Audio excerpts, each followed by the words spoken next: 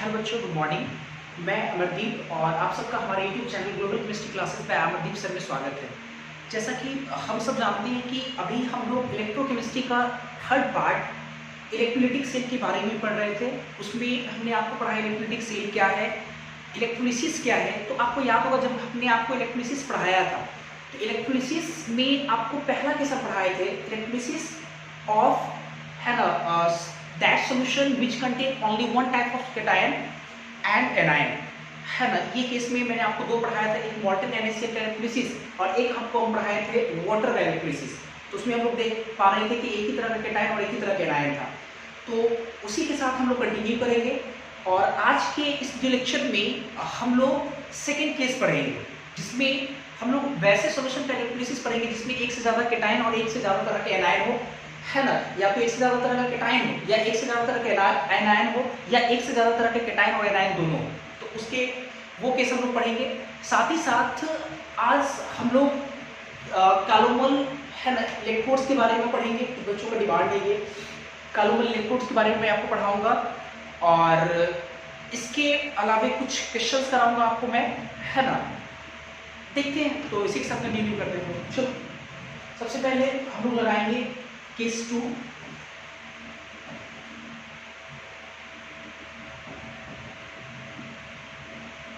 Electrolysis of solution which contains more than one type of cation या anion, एक से ज्यादा cation हो या एक से ज्यादा एनायन हो या बोथ, मतलब दोनों एक से ज्यादा।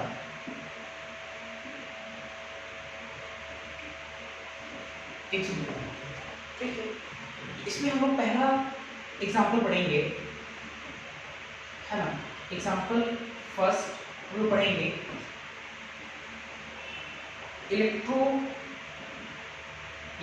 Of concentrated HCl, electrolysis of concentrated HCl, ठीक है।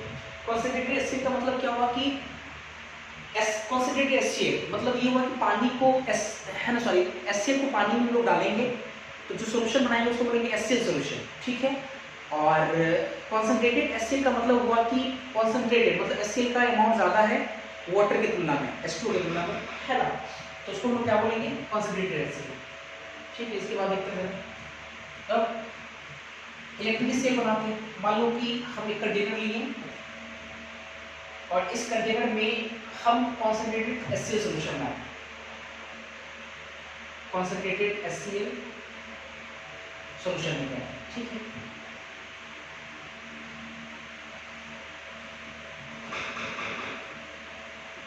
ये concentrated HCl सॉल्यूशन है। इसमें हम लोग दो इलेक्ट्रोड को डालें और इन दोनों इलेक्ट्रोड को एक बैटरी से जोड़ देंगे। लेफ्ट वाले इलेक्ट्रोड को बैटरी के पॉजिटिव टर्मिनल से और राइट वाले इलेक्ट्रोड को बैटरी के नेगेटिव टर्मिनल से जोड़ देंगे। ये आपका पॉजिटिव टर्मिनल और ये आपका नेगेटिव टर्मिनल। ऑब्वियसली इस पर कैसा चार्ज रहेगा, प्लस चार्ज रहेगा और इस पर माइनस चार्ज। क्या जो हम केस पढ़ रहे हैं वो केस इसमें वैलिड है या नहीं, इसको जब चेक करते हैं।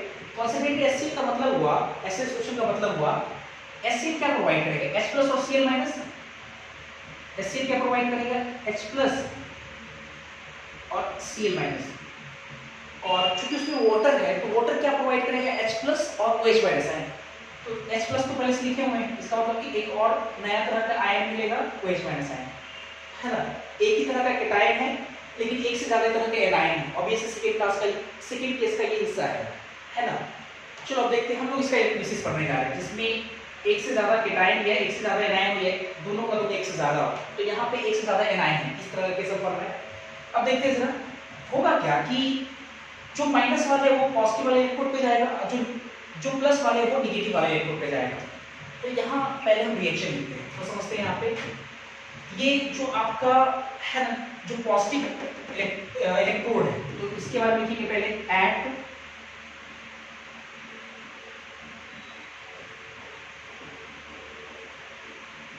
Positive electrode. आप पॉजिटिव इलेक्ट्रोड को आप एनोड भी कह सकते हैं यहाँ पे, क्योंकि इतना अपने को समझ में आ गया इलेक्ट्रोलाइटिक सेल में जो पॉजिटिव इलेक्ट्रोड होगा उसको हम एनोड कहेंगे, है ना, क्योंकि उस पर ऑक्सीडेशन होगा भी, वो तो देखा जाएगा, ठीक है, एनोड होगा। अब देखते हैं क्या पॉजिटिव इलेक्ट्रोड पे कौन जाएगा, माइनस वाला। अब माइनस वाला जो है Cl माइनस भी है और OH माइनस आयन भी है। अगर मान लो, समझने के लिए बता रहा हूं, अगर मान लो Cl माइनस जाता है नेगेटिव इलेक्ट्रोड पे, सॉरी पॉजिटिव इलेक्ट्रोड पे Cl माइनस जाएगा, तो Cl माइनस क्या करेगा, एक इलेक्ट्रॉन को रिलीज करके हाफ Cl2 गैस का फॉर्मेशन करेगा, है ना, एक इलेक्ट्रॉन को रिलीज करके। और OH माइनस अगर आयन जाएगा तो मैं आपको लास्ट क्लास में, पिछले क्लास में H2O का इलेक्ट्रिसिटी हमने आपको पढ़ाया था, तो H+ कैसे, है ना, ऑक्सीडाइज रिड्यूस होता है, ठीक है, और OH माइनस आयन कैसे टूटता है, ठीक है, कैसे डिपोजिट होता है, वो मैंने आपको पढ़ाया था। तो देखो जैसे ये OH minus ion, OH minus ion को हमने आपको दो रिएक्शन पढ़ाया होगा, OH माइनस आयन, तो OH माइनस आयन या तो H+H2 गैस रिलीज करता है, OH minus ion O2 gas release करेगा। O2 गैस जैसे रिलीज करेगा, O2 गैस, तो दो O चाहिए, दो यहाँ पे लगाते हैं, दो OH, तो इसका मतलब दो O तो चला गया, दो H से आप बना नहीं सकते हो, दो H से H2 बनाओगे, H2 तो वो हमेशा एनोड पे इन्वॉल्व हो, सॉरी वो, हाँ ठीक है, जो आपका H2 है ना, वो हमेशा कैथोड पे इन्वॉल्व होता है, वो मैंने पढ़ाया था। तो अब इस H2 बनेगा नहीं यहाँ पे, तो अगर 4 से अगर मल्टीप्लाई करें यहाँ पे 4 से, तो 4 से मल्टीप्लाई करें, 2 ऑक्सीजन इसमें चला गया, 2 ऑक्सीजन 4 हाइड्रोजन से 2 मोल वाटर बना सकते हैं, 2 मोल H2 लिक्विड और 4 इलेक्ट्रॉन रिलीज करेगा, 4 इलेक्ट्रॉन। या इसके बदले में हमने आपको एक रिएक्शन और समझाया था कि आप इसको ऐसे लिख सकते हैं, 2 मोल H2O टूट करके O2 गैस, है ना, आपको याद होगा O2 गैस और 4 हाइड्रोजन से 4H+ एक्वस प्लस 4H+ कब बनेगा, जब 4 इलेक्ट्रॉन को रिलीज करेगा, ये 4 इलेक्ट्रॉन, ऐसा करके हमने रिएक्शन दिखाया था आपको। तो ये तो पॉजिटिव इलेक्ट्रोड पे रिएक्शन है। अगर नेगेटिव इलेक्ट्रोड की बात करते हैं जरा, एट नेगेटिव इलेक्ट्रोड, और नेगेटिव इलेक्ट्रोड क्या होगा तुम्हारा, कैथोड। कैथोड पे अगर बात करें तो कैथोड में कोई प्रॉब्लम नहीं, कैथोड पे आपका कौन जाएगा, सिर्फ H+ है, प्लस वाला ही जा सकता है ना, इस पे नेगेटिव वाले पे। तो प्लस आपका H+ है, H+ के बारे में लोग तो पहले जानते हैं, H+ एक इलेक्ट्रॉन को गेन करके हाफ H2 गैस का फॉर्मेशन करेगा। तो एक चीज देखो, जैसे नेगेटिव इलेक्ट्रोड पर प्लस वाला जाएगा, प्लस एक ही है, एक ही प्रकार का, एक ही तरह का प्लस आयन, तो इसमें तो कोई कंट्राडिक्शन है नहीं। लेकिन इस वाले में प्रॉब्लम है, यहाँ पे दो चीजें मतलब है, और यहाँ आपको डिसाइड करने की जरूरत है कि कौन जो है डिपोजिट होगा रिस्पेक्टिव इलेक्ट्रोड पे, मतलब एनोड पे कौन डिपोजिट होगा, क्योंकि यहाँ लड़ाई है, यहाँ पे Cl माइनस भी है, OH माइनस आयन भी है, या Cl माइनस या H2 भी है, तो Cl माइनस और H2 में कौन डिपोजिट होगा, इसको डिसाइड करना अपने को। तो मैं आपको समझाता हूँ, पहले से समझो। जैसे अगर आप बैटरी बाहर से लगाए हैं, बाहर से बैटरी लगाए हैं, तो बाहर से बैटरी क्या कर रहा है कि ई सेल प्रोवाइड कर रहा है, ई सेल, ठीक है, सेल पोटेंशियल प्रोवाइड कर रहा है, और सेल पोटेंशियल प्रोवाइड कर रहा है, तो इस रिएक्शन या इस रिएक्शन को होने में जितना आपको पोटेंशियल चाहिए, हम उस पोटेंशियल को देखेंगे और कंपेयर करेंगे कि किस, इन दोनों में किसको, है ना, Cl2 गैस, और ये जब जा रहा है O2 gas, Cl2 gas, Cl minus Cl2 gas, OH minus से O2 गैस बनाने में कौन सा जो रिएक्शन है वो ज्यादा पोटेंशियल को गेन कर रहा है, ज्यादा पोटेंशियल उसको चाहिए इस रिएक्शन को परफॉर्म कराने के लिए। जिसको ज्यादा चाहिए ऑब्वियसली वो नहीं डिपोजिट होगा, जिसको कम चाहिए तो वो पहले और तेजी से डिपोजिट होगा। तो देखो Cl माइनस का हमने आपको कल लास्ट क्लास में E0 पढ़ाया था, -1.36 वोल्ट होता था, याद होगा आपको। और ये जो आपका H2 वाला है, या ये वाला जो आपका, इसका E0 होता है -1.23 वोल्ट होता है। अगर आप नहीं जानते, ऑब्वियसली प्रैक्टिकल वैल्यू आपको जानना नहीं है, आपको फाइनली अगर हम बोल देते कि ये जाएगा, है ना, मैं आपको समझाने की कोशिश कर रहा हूं यहाँ पे कि प्रैक्टिकल वैल्यू के हिसाब से कि अगर, है ना, एनायन है तो कौन सा एनायन डिपोजिट होगा, कौन सा एनायन डिपोजिट नहीं होगा। तो एक दो प्रैक्टिकल डेटा को लेकर के मैं आपको समझा रहा हूँ यहाँ पे कि कौन डिपोजिट होगा, ठीक है। हालांकि आपको याद करने की जरूरत नहीं है इसको, ठीक है। अब थोड़ा समझते हैं, अगर देखा जाए ये रिएक्शन होने के लिए मात्र आपको -1.23, माइनस का मतलब कि ये रिएक्शन हो नहीं रहा है, कराने के लिए आपको बाहर से 1.23 से ज्यादा वोल्ट अप्लाई करना पड़ेगा, तो ये रिएक्शन परफॉर्म कर जाएगा। और ये इसका जो पोटेंशियल वो भी माइनस में है, हमेशा माइनस में है, तो ये भी अपने आप होगा नहीं। अगर आप 1.36 से ज्यादा पोटेंशियल देंगे तो ये अपने आप हो जाएगा। जो हम बाहर से बैटरी जोड़े हैं, जो पोटेंशियल हम प्रोवाइड कर रहे हैं, तो होगा क्या कि इसको कम पोटेंशियल चाहिए, इसको थोड़ा ज्यादा पोटेंशियल चाहिए। 1.23 1.36 है, ये कम है और ये ज्यादा आपका है, तो आपका कहीं ना कहीं है ना, ये तेजी से क्या होगा, ये रिएक्शन परफॉर्म करना चाहिए। देखने से लगता है ये रिएक्शन परफॉर्म करना चाहिए, क्योंकि इसको कम पोटेंशियल चाहिए ये रिएक्शन करने के लिए, और ये रिएक्शन करने के लिए इसको ज्यादा पोटेंशियल चाहिए। तो मेरा ये कहना है कि हालांकि सोचे तो ठीक है इस तरीके से, सर इसको कम चाहिए तो ये रिएक्शन होना चाहिए, लेकिन ये नहीं होता है, ये रिएक्शन नहीं होता, रिएक्शन आपका ये होता है। अब सवाल है कि सर ये रिएक्शन क्यों होता है, आपको ये समझा दिए कि इसको कम पोटेंशियल चाहिए, वो पहले रिएक्शन करेगा और देखने से भी लगता है इसको कम पोटेंशियल चाहिए, और वो तेजी से पहले क्या होगा, डिपोजिट होगा, है ना। लेकिन इसमें क्या प्रॉब्लम है, ऐसा थोड़ा समझते हैं। ऐसे जैसे देखो, अगर इन दोनों के पोटेंशियल में, हालांकि जो मैंने अभी यहाँ पे स्केल समझा रहा था कि इस स्केल के अकॉर्डिंग कौन डिपॉजिट होगा कौन डिपॉजिट नहीं होगा, वो स्केल हालांकि सही है, वो गलत नहीं है। हम लोग उसी पैरामीटर के हिसाब से बात करेंगे कि कौन डिपॉजिट होगा कौन डिपॉजिट नहीं होगा। लेकिन अगर हम यहाँ पे इलेक्ट्रोड पोटेंशियल की वैल्यूज की बात करें, है ना, उसके मैग्नीट्यूड की बात करें, तो हमको नहीं लगता है कि इन दोनों पोटेंशियल में ज्यादा का अंतर है। मात्र 0.13 का अंतर है, 0.13 वोल्ट का अंतर है, कोई बड़ा अंतर नहीं है ना, कोई बड़ा अंतर नहीं है।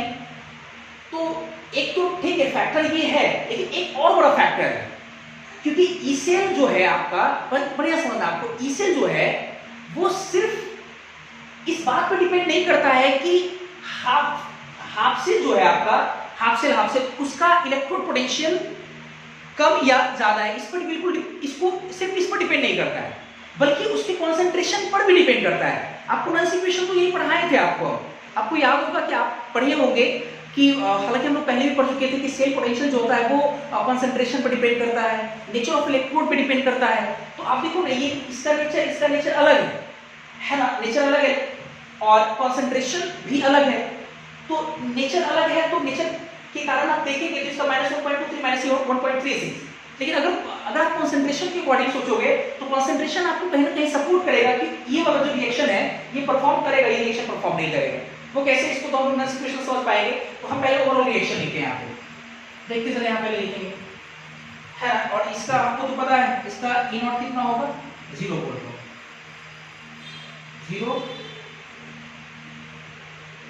0.0 वोल्ट, ठीक है। अब इसको जरा देखते हैं ना, इसमें अगर हम बात करें ओवरऑल रिएक्शन की बात करें, है ना, ओवरऑल रिएक्शन, रेडॉक्स रिएक्शन, तो ये इलेक्ट्रॉन और इलेक्ट्रॉन कटेगा तो बचेगा क्या हमारे पास, Cl माइनस H प्लस, और फिर राइट हैंड साइड में हाफ Cl2 गैस और हाफ H2 गैस। और इस प्रोसेस का जो E नॉट सेल आएगा वो आएगा -1.36, -1.3 तो नहीं आएगा। सबसे इंपॉर्टेंट बात ये है, मैं समझाऊंगा कि क्यों Cl2, क्यों ये वाला रिएक्शन परफॉर्म करेगा, क्यों रिएक्शन परफॉर्म नहीं करेगा, मैं आपको इस नन सिचुएशन साबित करूंगा यहाँ पे।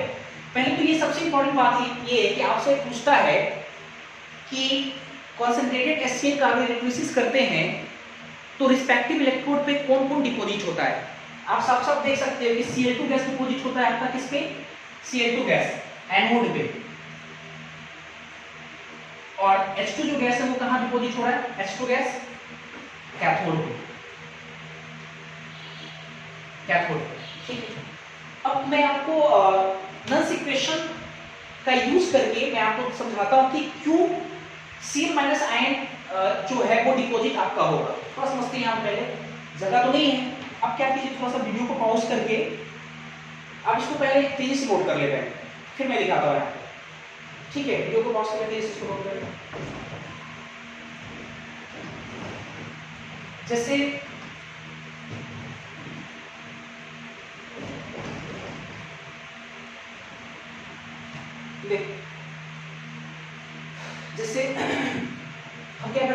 पहले इसमें आपको और कौन सी क्वेश्चन,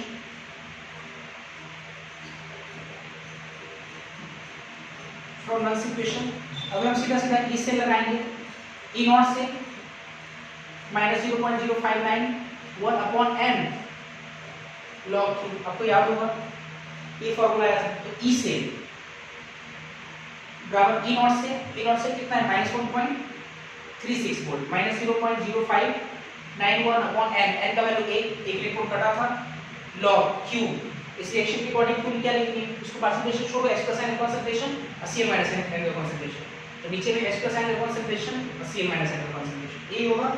इसको और देखते हैं जरा, थोड़ा और सिंपलीफाई करते तो -1.36 माइनस इसको ऊपर ले जाकर माइनस वन पावर चाहे तो बाहर भेज देते हैं, तो माइनस माइनस क्या हो गया प्लस 0.0591 log h प्लस और इसको Cl माइनस ऐसे भी लिख सकते हैं हम लोग, इसको ब्रेक डाउन करते हैं तो ये 1.36 plus 0.0591 log h plus n का concentration plus log Cl minus n का कंसंट्रेशन, ये होगा ई सेल आपके पास इतना है। वर्किंग सेल होने के लिए ई सेल तो ऑब्वियसली पॉजिटिव होगा, थोड़ा इसी में समझ लीजिए आप। एक चीज बताओ, कॉन्सेंट्रेटेड HCl का मतलब हुआ H प्लस और Cl माइनस आयन का कॉन्सेंट्रेशन बहुत ज्यादा है, कॉन्सेंट्रेटेड है ना, कॉन्सेंट्रेटेड मतलब HCl ज्यादा है, बहुत ज्यादा है, और स्ट्रॉन्ग भी है तो ज्यादा से ज्यादा Cl माइनस ज्यादा से ज्यादा H प्लस टूटा हुआ रहेगा, है ना। तो H प्लस और Cl माइनस आयन का कॉन्सेंट्रेशन क्या है, बहुत ज्यादा है, और बहुत ज्यादा होने के कारण, बढ़िया से देखना जरा, बहुत ज्यादा होने के कारण अगर आप ऐसे समझो ना, पहले लड़ाई किसमें था, Cl माइनस और OH माइनस आयन में, तो आप मेरे को एक चीज बताओ, कॉन्सेंट्रेटेड HCl अगर हम लेंगे तो Cl माइनस और OH माइनस आयन में कॉन्सेंट्रेशन ज्यादा किसका होगा, ऑब्वियसली Cl माइनस का स्ट्रॉन्ग इलेक्ट्रोलाइट है, पूरा पूरा टूटेगा वो, और ज्यादा से ज्यादा Cl माइनस प्रोवाइड करेगा, ज्यादा से ज्यादा उसका कॉन्सेंट्रेशन होगा। तो अगर Cl माइनस आयन का कॉन्सेंट्रेशन बहुत ज्यादा है, आप देख सकते हो हम ऊपर का साइन दिखा रही है, बहुत ज्यादा है, तो बहुत ज्यादा होने के कारण ये क्या होगा कि ये तो आपका -1.36 है, आपका ई सेल जो है इसमें ये माइनस है, ये सब क्या है प्लस में वैल्यू है, तो ये पूरे प्लस में वैल्यू है और ये आपका क्या -1.36 है, तो इसका वैल्यू जितना ज्यादा होगा तो माइनस से ये घट करके ई सेल का वैल्यू उतना ही क्या आएगा, कम आएगा। तो आप देख सकते हो कि जो Cl माइनस आयन का कॉन्सेंट्रेशन ज्यादा होने के कारण जो बाहर से हम लोग सेल प्रोवाइड कर रहे हैं, बाहर से जो सेल लगा रहे हैं वो सेल का ई सेल वैल्यू कम होना चाहिए, कम पे ये रिएक्शन परफॉर्म कर जाएगा, ये रिएक्शन परफॉर्म कर जाएगा, इसका तो Cl माइनस आयन का कंसंट्रेशन ज्यादा इसलिए है क्योंकि कॉन्सेंट्रेटेड HCl नहीं है, Cl माइनस आयन का कंसंट्रेशन ज्यादा होने की वजह से जो आपका ई सेल का वैल्यू वो क्या हो जा रहा है, आपका कम हो जा रहा है, कम है तो ऑब्वियसली Cl माइनस डिपॉजिट होगा आपका। तो एक लाइन यहां पर हम लिख सकते हैं इस प्रकार से क्या कि ड्यूरिंग इलेक्ट्रोलिसिस, बढ़िया से during electrolysis of concentrated HCl the concentration of H plus and Cl minus क्या होगा, will be very high, काफी ज्यादा होगा, और ज्यादा Cl माइनस आयन के कंसंट्रेशन होने से ई सेल आपका क्या हो रहा है, कम हो जा रहा है, तो लिखेंगे सो या ऐसे लिखते हैं Cl माइनस तो काफी ज्यादा है इसलिए so e sale value will be very lower, will be so इसे वैल्यू विल बी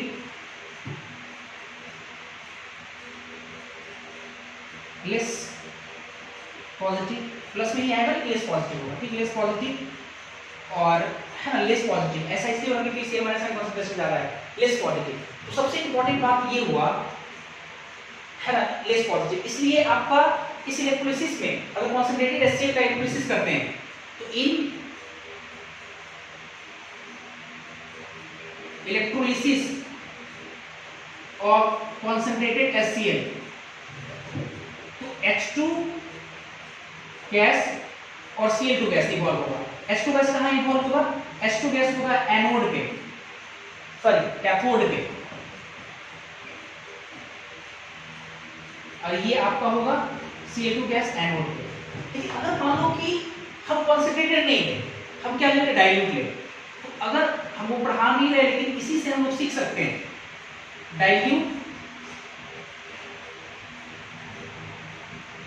HCl अगर ले हम लोग डाइल्यूट, तो डाइल्यूट HCl जैसे ही लेंगे तो इसका मतलब Cl माइनस N का अमाउंट क्या होगा, कम होगा, और Cl माइनस का अमाउंट अगर कम हो गया तब तो फाइनली आपका E0 पे डिपेंड करेगा, स्टैंडर्ड इलेक्ट्रो पोटेंशियल पे डिपेंड करेगा, और स्टैंडर्ड इलेक्ट्रो पोटेंशियल किसका कम है, आपका OH माइनस आयन का।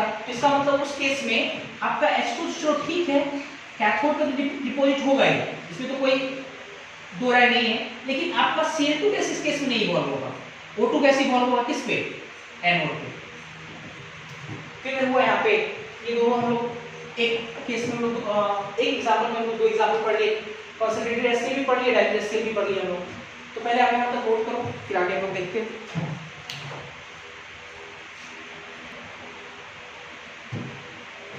इसके बाद केस सेकंड में ही मैं आपको एक और इलेक्ट्रिसिस पढ़ाता हूँ, काफ़ी इंपॉर्टेंट भी है, उस पर आप उससे आपके असाइनमेंट में एक दो क्वेश्चन भी फ्रेम किया हुआ है।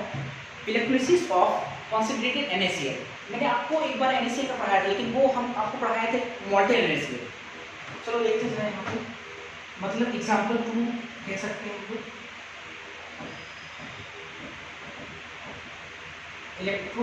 Electrolysis of concentrated NaCl solution, ठीक, concentrated solution। तो इसके लिए हम लोग एक क्या लाएं, इलेक्ट्रिक सेल लाएंगे, एक बर्तन लाएं जिसमें concentrated NaCl का सॉल्यूशन रखा हुआ है, NaCl सॉल्यूशन है कुछ ऐसे लोग मार्क कर लेते हैं इसको, ये आपका कॉन्सेंट्रेटेड NaCl सॉल्यूशन, ठीक है। इसके बाद हम लोग दो इलेक्ट्रोड को इसमें डालते हैं,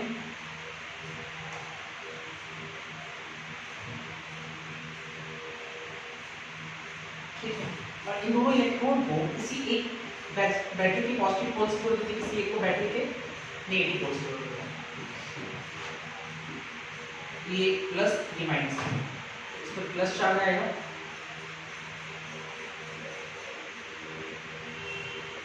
माइनस चार्ज है, ठीक। इसके बाद है ना, इसको हम लोग पॉजिटिव इलेक्ट्रोड भी कह सकते हैं, क्या ये आपका नेगेटिव इलेक्ट्रोड होगा। सबसे इंपॉर्टेंट बात ये कि जो हम लोग एग्जाम्पल पढ़ रहे हैं, क्या जिस केस का हम एग्जाम्पल पढ़ रहे हैं वो इस केस को सेटिस्फाई कर रहा है कि नहीं, इसको चेक करते हैं। जैसे कॉन्सेंट्रेटेड NaCl सॉल्यूशन, मतलब NaCl को हम लोग पानी में डाल लें तो जो सॉल्यूशन हम लोग तैयार किया उसको हम लोग बोल सकते हैं एक्वस NaCl, लेकिन कॉन्सेंट्रेटेड का मतलब ये हुआ कि उसमें NaCl काफ़ी ज़्यादा मात्रा में मिलाया गया, ठीक है। तो यहाँ पे NaCl क्या प्रोवाइड करेगा, Na+ और Cl-, चूंकि पानी भी है तो पानी भी टूट कर क्या प्रोवाइड करता है, H+ और OH- है, तो H+ और क्या OH- है। तो आप देख सकते हो कि यहाँ पे एक से ज़्यादा तरह का कैटायन है और एक से ज़्यादा तरह के एनायन है। अब ऐसे इसी केस को हम लोग कर रहे हैं कि वैसे सॉल्यूशन लेंगे जिसमें एक से ज़्यादा कैटायन एक से ज़्यादा एनायन है। अब देखते हैं यहाँ पे, तो यहाँ पे एनोड पे भी प्रॉब्लम आएगा, कैथोड भी प्रॉब्लम आएगा, ये कि कौन किस पर डिपॉजिट होगा। चलो चेक करेंगे जरा हम लोग। सबसे पहले लेते हैं at positive electrode, at positive electrode. Positive electrode को हम लोग इलेक्ट्रिक सेल में एनोड भी कहते हैं, आप एनोड भी लिख सकते हो। पॉजिटिव इलेक्ट्रोड पे कौन जाएगा, माइनस वाला जाएगा, तो Cl- और OH- है। अब तो हम लोग तय कर चुके हैं ना, OH- नहीं जाएगा, कॉन्सेंट्रेटेड अगर रहेगा Cl- ज़्यादा जाएगा, Cl- जाएगा, OH- नहीं जाएगा, ये तो हम लोग पहले कर चुके हैं। तो Cl- प्लस एक इलेक्ट्रॉन को गेन करके हाफ Cl2 गैस का फॉर्मेशन करेगा, और इस प्रोसेस का जो E0 होता है वो -1.36 वोल्ट होता है। खैर, अब देखिए इसके बाद एट नेगेटिव इलेक्ट्रोड, जिसको हम लोग बोल सकते हैं कैथोड, और नेगेटिव इलेक्ट्रोड पे अगर हम देखें तो माइनस वाले पे Na+ भी है, H+ भी है, तो Na+ प्लस और H प्लस, बढ़िया देखना थोड़ा सा। अब देखो Na प्लस अगर एक इलेक्ट्रॉन को गेन करता है तो इसमें लड़ाई है, यहाँ चेक करना पड़ेगा। Na प्लस अगर एक इलेक्ट्रॉन को गेन करता है तो Na सॉलिड बनाता है, और आपको याद होगा कि Na एक इलेक्ट्रॉन को गेन करके जब Na सॉलिड बनाता है, इस प्रोसेस का प्रैक्टिकल वैल्यू में लिखा होगा, ई नॉट का वैल्यू लिखा होगा, ई नॉट का वैल्यू रहा होगा -2.71 वोल्ट, 2.71 वोल्ट। और अगर H प्लस एक इलेक्ट्रॉन को गेन करता है तो आपका क्या बनाता है, हाफ H2 गैस। या इसी रिएक्शन को हम एक बार और आपको सिखाए थे वाटर के टर्म्स में, 2 मोल वाटर 2 इलेक्ट्रॉन को गेन करके हाफ H2 गैस का फॉर्मेशन होगा, सॉरी हाफ मतलब है यहाँ पे H2 गैस का फॉर्मेशन करेगा, 2 H चला गया तो हमारे पास बचा कितना, 2 H और 2 O, 2 H और 2 O 2 OH माइनस आयन बना सकते हैं क्योंकि 2 इलेक्ट्रॉन गेन कर रहा है। ये मैंने आपको सिखाया है ना। और इस प्रोसेस का जो ई नॉट वैल्यू है, ई नॉट ये माइनस में काफी कम वैल्यू होता है, माइनस में होता है 0.8 है ना, ऐसे कुछ करके होता है, 831 करके होता है ऐसे कुछ। आप देखो ना जरा यहाँ पे Na प्लस और जो आपका H प्लस है, सॉरी वही वाटर जो है आपका, अगर आप दोनों में कंपेयर करोगे तो साफ साफ देखने से लग रहा है कि सोडियम सॉलिड बनाने के लिए -2.71 वोल्ट का इसका इलेक्ट्रिक पोटेंशियल दिया हुआ है। इसका मतलब कि प्लस बाहर से आपको 2.71 वोल्ट से ज्यादा वाले बैटरी को जोड़ करके आपको ये प्रोसेस कराना पड़ेगा, और इस प्रोसेस में मात्र महज -0.8 वोल्ट, मतलब कि मात्र आप 1 वोल्ट का बैटरी का सप्लाई कर देते हो, लगभग एक वोल्ट का, तो ये प्रोसेस अपने आप हो जाएगा। इनके पोटेंशियल में काफी डिफरेंस है, हम लोग कॉन्सेंट्रेशन सोचेंगे नहीं, ठीक है। तो अगर हम देखें तो ये तो ऑब्वियस जाएगा नहीं, तो कौन जाएगा आपका, ये वाला जाएगा, ये जाएगा। इन दोनों को जोड़ करके जरा देखते हैं, रिएक्शन लिखना पड़ेगा। इन दोनों को जोड़ेंगे, ओवरऑल से रिएक्शन लिखाएगा, तो देखते हैं जोड़ के क्या आएगा। पहला चीज ये, जब दोनों को जोड़ेंगे तो इसमें आपको 2 से मल्टीप्लाई करना पड़ेगा, इसमें किससे मल्टीप्लाई करना पड़ेगा, 2 से मल्टीप्लाई करना पड़ेगा, इंटू 2 मल्टीप्लाई करेंगे तो ये 2 इलेक्ट्रॉन, सॉरी ये उल्टा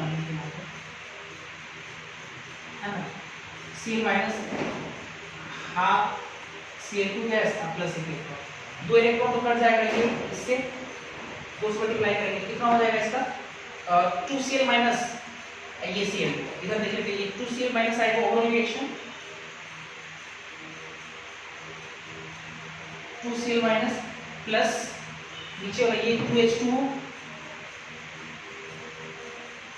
राइट हैंड साइड में ये Cl2 गैस प्लस ये वाला H2 gas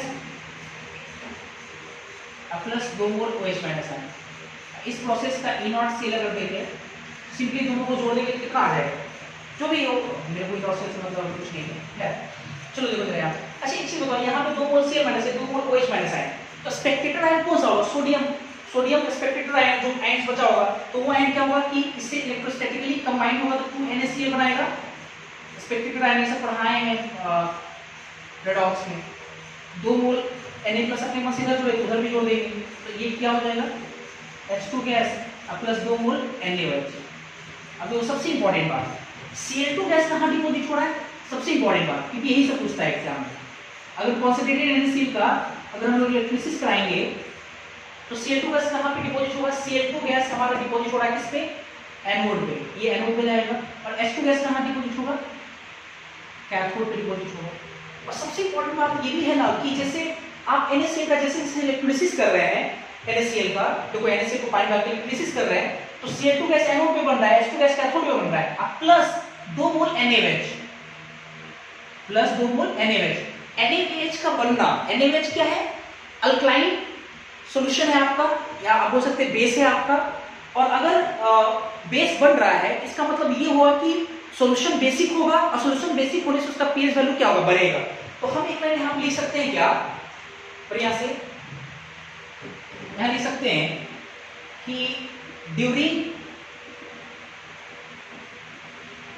electrolysis of concentrated NaCl, Cl2 gas evolved at Cl2 gas anode and H2 gas evolve at cathode। सबसे इंपॉर्टेंट बात कि क्या बोल सकते हैं, NaOH का फॉर्मेशन हो रहा है ना, NaOH का फॉर्मेशन होने से क्या बोल सकते हैं, solution will be basic in nature,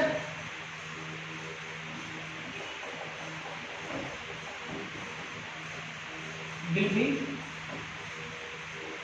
basic in nature। किसके कारण, due to formation of NaCl, sorry NaOH, and pH of solution increases, और pH ऑफ सॉल्यूशन भी क्या होगा, बढ़ेगा। ये इंपॉर्टेंट लाइन, 2-3 लाइन इसमें ध्यान रखना है। NaCl के केसेस कराएंगे तो NaCl में करा रहे हैं तो बहुत सारे बच्चे हमेशा सोचते हैं सोडियम सॉलिड डिपॉजिट होगा, क्योंकि तो कोई सोडियम सॉलिड डिपॉजिट नहीं हो रहा है, H2 गैस डिपॉजिट हो रहा है। किस पे, तो कैथोड पे, और Cl2 गैस एनोड पे डिपॉजिट हो रहा है। इसके अलावा NaOH का फॉर्मेशन हो रहा है, और NaOH के फॉर्मेशन होने से सॉल्यूशन बेसिक हो रहा है, सॉल्यूशन के बेसिक होने से pH वैल्यू क्या होगा, इंक्रीज करेगा। काफी इंपॉर्टेंट चीज है।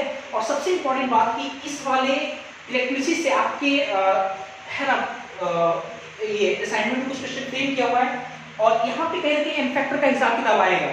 तो ये रिएक्शन तो आप याद कर लो कि 2 मोल NaCl 2 मोल H2 के साथ कंबाइन होकर के Cl2H2 और 2 मोल NaOH का फॉर्मेशन कर रहा है। ये आपको ध्यान रखना पड़ेगा। और अगर एन फैक्टर की बात करें तो आप 2 इलेक्ट्रॉन को काटे हो ना, 2 इलेक्ट्रॉन को, तो 2 इलेक्ट्रॉन तो पर मोल, इसका एन फैक्टर कितना हो जाएगा, 1 हो जाएगा। पर मोल से 2 से डिवाइड कर देंगे, इसका भी 1, इसका 2, इसका 2, इसका 1, तो ऐसे हम लोग देख लेंगे। तो ठीक है, आप इसको पहले नोट कर ले, फिर इसके बाद हम लोग कुछ क्वेश्चन देखते हैं।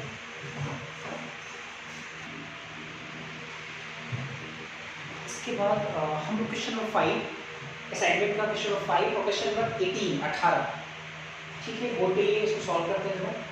5 में बहुत सारे बच्चों को डाउट भी था, 5 में अच्छे से पढ़ते हैं। और 5 और 18 जो क्वेश्चन है आपका, वो बिल्कुल sodium chloride, concentrated sodium chloride NaCl के इलेक्ट्रिसिटी से रिलेटेड सवाल है। ठीक है, तो क्वेश्चन क्या लिखा हुआ है, a constant current of 30 ampere is passed through an aqua solution of NaCl। देखो, एक्वा सॉल्यूशन ऑफ NaCl को पानी मिला करके हम लोग उसका ठीक है इलेक्ट्रिसिस कर रहे हैं, करंट पास कर रहा है, इलेक्ट्रिसिस कर रहे हैं for a time of 1 hour. 30 ampere का करंट 1 घंटे तक लगातार सोडियम क्लोराइड की एक्वा सॉल्यूशन से हम लोग क्या करा रहे हैं, पास करा रहे हैं। आपसे बोल रहा है how many grams of NaOH are produce, कितना ग्राम NaOH बनेगा। अब तो कितना ग्राम NaOH बनेगा, हम एक रिएक्शन आपको दिखाए होंगे कि सोडियम क्लोराइड पानी के साथ जब पानी में ऐड करते हैं तो इलेक्ट्रिसिस करते हैं, इसके बाद तो आप देखे होंगे कि H2 गैस, Cl2 गैस और है प्लस NaOH का फॉर्मेशन होता है। तो वही आपसे पूछ रहा है कि NaOH का कितना ग्राम बनेगा, how many grams of NaOH are produce, ये पूछ रहा है। और इसके अलावा 2 सवाल इसमें, एक और है कि what volume of Cl2 gas evolve eight steppe produce. पहले तो रिएक्शन आप लिखो, आपको याद होगा रिएक्शन NaCl पानी के साथ रिएक्शन करता है, H2 के साथ रिएक्शन करता है, और रिएक्शन करने के बाद फॉर्मेशन करता है आपका H2 gas, Cl2 gas plus NaOH। Reaction को बैलेंस करना तो यहाँ 2 लगाएंगे, है ना, वहाँ 2 लगाएंगे और यहाँ 2 लगाएंगे। रिएक्शन मेरा ख्याल की रिएक्शन बैलेंस है, हाँ रिएक्शन नहीं, तो यहाँ भी लगाना पड़ेगा, तो यहाँ भी लग जाएगा, तो रिएक्शन बैलेंस हो गया। और ये रिएक्शन हुआ है इलेक्ट्रिसिस के बाद, आपसे पूछ रहा है NaOH का फॉर्मेशन कितना हुआ है, इस NaOH का फॉर्मेशन आपसे पूछ रहा है कितना ग्राम NaOH का फॉर्मेशन होगा, ये पूछ रहा है। तो एक चीज देखो जरा कि भैया समझो जरा, पहले मैंने आपको फ्राइडे फर्स्ट लॉ से पढ़ाया था कि H2 गैस और Cl2 गैस डिपोजिट हो रहा है सबका, या इवॉल्व हो रहा है जो भी हो, तो उसके अकॉर्डिंग इसका ग्राम इक्विवेलेंट बराबर होगा number of Faraday of electricity. और मैंने आपको 11th क्लास में एक चीज पढ़ाया था कि किसी भी रिएक्शन में जितने भी कंपोनेंट है उन सारे कंपोनेंट का नंबर ऑफ ग्राम इक्विवेलेंट सबका सेम होगा, नंबर ऑफ ग्राम इक्विवेलेंट्स। तो इसका नंबर ऑफ ग्राम इक्विवेलेंट्स बोले चाहे इसका बोले, बात तो बराबर है, तो हम बोल सकते हैं कि नंबर ऑफ ग्राम इक्विवेलेंट्स बढ़िया से ऑफ NaOH प्रोड्यूस्ड बराबर होगा number of Faraday of electricity.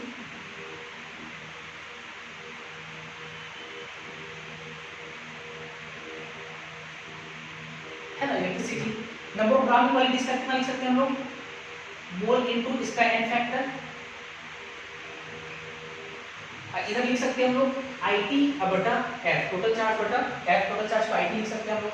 देखो IT और F सब चीज दिया हुआ है। मोल हमको चाहिए क्या, ग्राम चाहिए। मोल को given mass, mass of NaOH बटा मोलर मास, मोलर मास इसका 40 होगा NaOH का, n फैक्टर, इसका n फैक्टर कितना होगा, मैंने आपको पढ़ाया था कि कोई भी रिएक्शन हो अगर मोनोप्रोटिक एसिड और मोनोप्रोटिक बेस है तो उसका n फैक्टर हमेशा 1 होता है, 1 होता है n फैक्टर। अरे एक और तरीका है, आप देखेंगे इसमें 2 इलेक्ट्रॉन का टोटल ट्रांसफर था, 2 इलेक्ट्रॉन का ट्रांसफर था, तो हम लोग निकालते हैं कि नंबर ऑफ इलेक्ट्रॉन ट्रांसफर पर मॉलिक्यूल, तो NaOH की पर मॉलिक्यूल, तो इस पूरे रिएक्शन में 2 इलेक्ट्रॉन ट्रांसफर होता है, एक मॉलिक्यूल के द्वारा कितना होगा, 2/2, 1, तो अभी से n फैक्टर इसका साफ साफ दिख रहा है 1 बराबर I 30,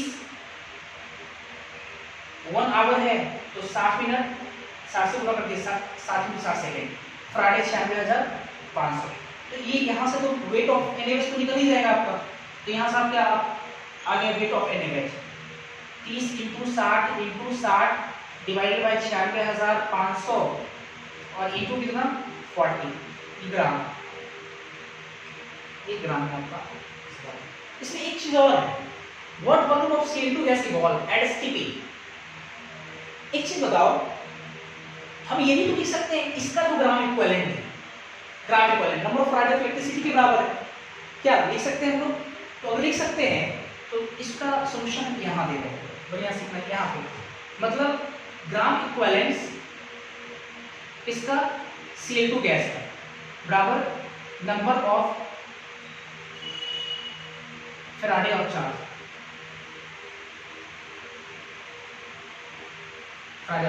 CO2 gram equivalent mole into n factor लिख सकते हैं, मोल इनटू n फैक्टर में डायरेक्ट हम बोल रहा हूं मोल, मोल को लिख सकते हैं STP पे आपसे पूछ रहा है, वॉल्यूम पूछ रहा है, तो given volume of CO2 in litre अगर लेंगे, आपको याद होगा इस सब छोटी छोटी चीजें हम लोग पढ़े हैं, तो 22.4 लेंगे हम लोग इनटू n फैक्टर, Cl2 का n फैक्टर आपको याद होना चाहिए 2 होगा, यहाँ पे आप रिएक्शन के थ्रू इलेक्ट्रॉन ट्रांसफर 2 हुआ पर मोल, अरे तो इसमें भी निकाल सकते हो आप, यहाँ से यहाँ पे चार्ज कितना है 0 है, यहाँ पे चार्ज कितना है -1, तो चार्ज का डिफरेंस कितना हो गया 1 I × 2, 2 संख्या number of atoms into difference of charge, ऐसे भी करके हम n फैक्टर कहा थे कभी, तो नंबर ऑफ एटम 2 और डिफरेंस ऑफ चार्ज 1, इसका वैल्यू फैक्टर 2, ऐसे भी निकाल सकते हैं 2 बराबर number of Friday of electricity I का वैल्यू 30 × 60 डिवाइडेड बाय 96,500, यहाँ से वॉल्यूम ऑफ CO2 आ जाएगा लीटर में, क्या यहाँ से निकल जाएगा इसी से। मेरा ख्याल है कि आपको ये चीजें समझ में आ गई होंगी।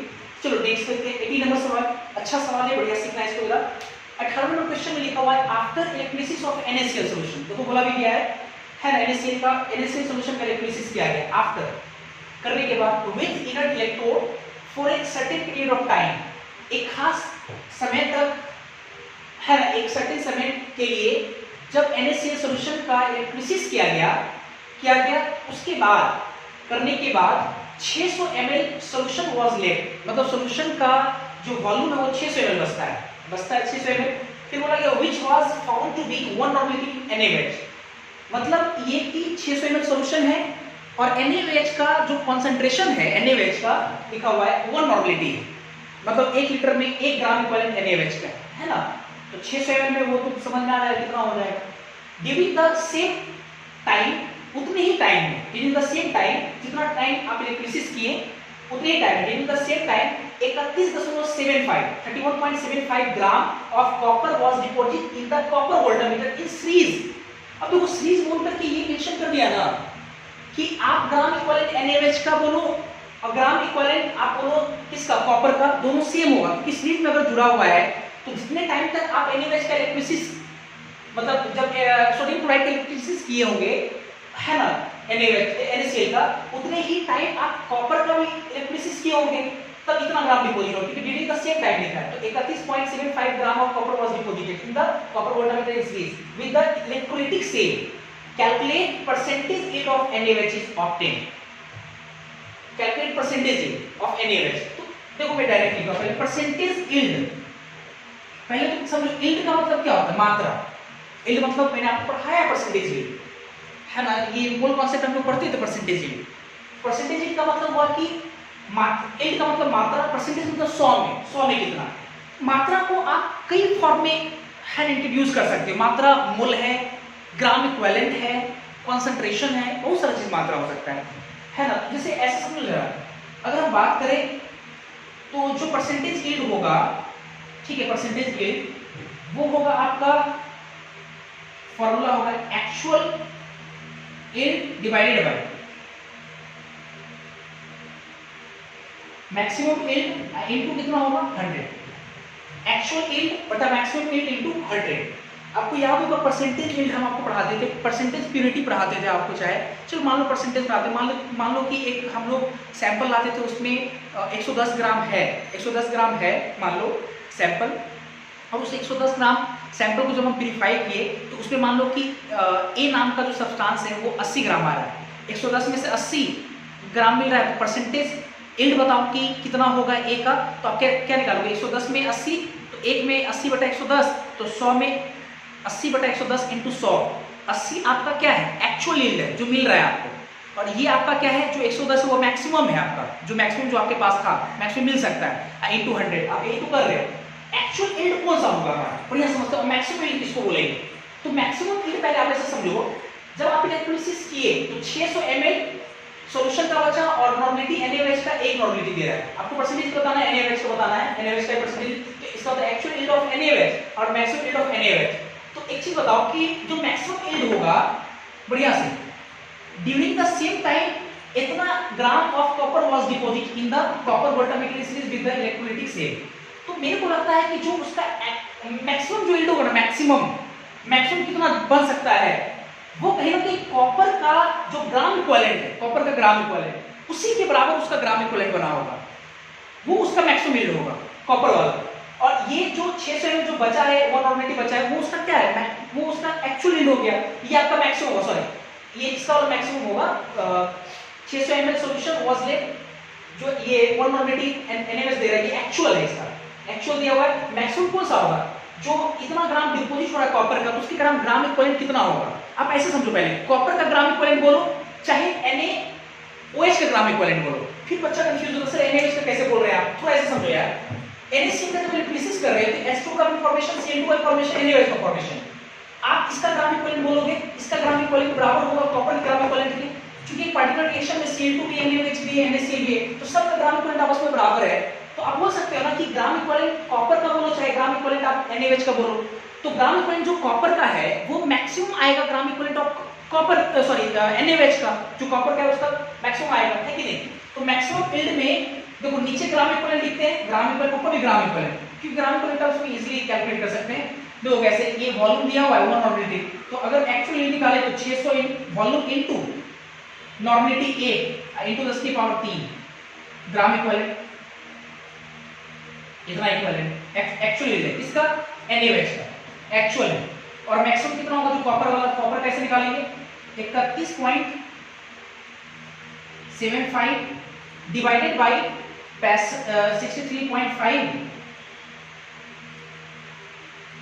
और n फैक्टर कितना कॉपर तक 2, ये जो इक्विवेलेंट है A2 कितना 100, यही आपका हो जाएगा क्या मैक्सिमम सॉरी परसेंटेज हो जाएगा। आई होप कि आपको समझ में आएगा, इसको नोट करते जैसे आप लोग